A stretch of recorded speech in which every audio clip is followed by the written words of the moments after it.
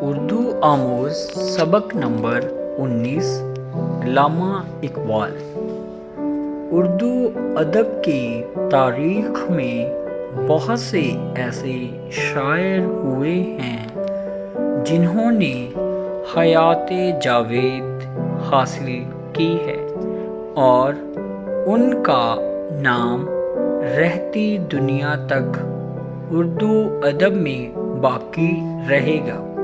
ان میں غالب، میر تقی میر، مومن، داغ اور اقبال وغیرہ شاعروں کے نام لیے جا سکتے ہیں۔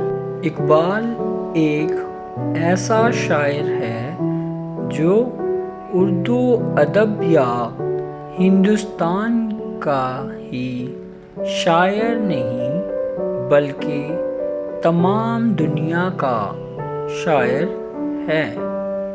اقبال دنیا کا پہلا شاعر ہے جس نے دنیا کے تمام فلسفوں کا مطالعہ کیا اور انسان کو خودی کو پہچاننے کا پیغام دیا۔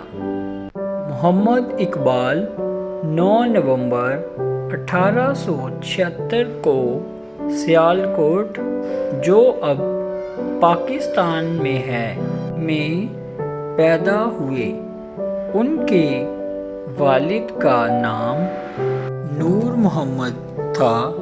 ان کے بزرگ کشمیری پنڈت تھے۔ انہوں نے برہمن مذہب ترک کر کے اسلام قبول کر لیا تھا۔ اسی وجہ سے اقبال کی پرورش صوفیانہ اور اسلامی ماحول میں ہوئی تھی۔ ان کی والدہ بہت دیندار خاتون تھی۔ اقبال نے فارسی، عربی اور دینی تعلیم مولوی سید میر حسن سے حاصل کی۔ سیالکوٹ میں تعلیم حاصل کرنے کے بعد لاہور میں اعلیٰ تعلیم حاصل کی۔ بچپن ہی میں شعر کہنے لگے تھے۔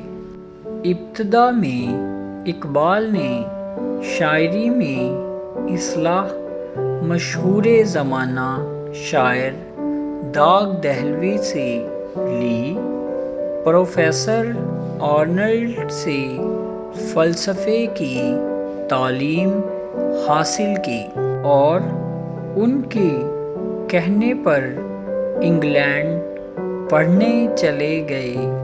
اقبال کی عالمگیر مقبولیت اور علمی مرتبے سے متاثر ہو کر برطانیہ حکومت نے سر کا خطاب عطا کیا۔ اردو ادب میں اقبال کی مقبولیت کا آغاز ان کی نظم ہمالیہ سے ہوتا ہے۔ علامہ اقبال کی تخلیقات میں انگریزی، اردو، فارسی نثر و نظم کا کثیر سرمایہ شامل ہے۔ اردو میں ان کے شعری مجموعے بانگ درا، بال جبریل اور ضرب کلیم ہیں۔ اردو فارسی کلام کا مشترکہ مجموعہ اربعین حجاج ہے۔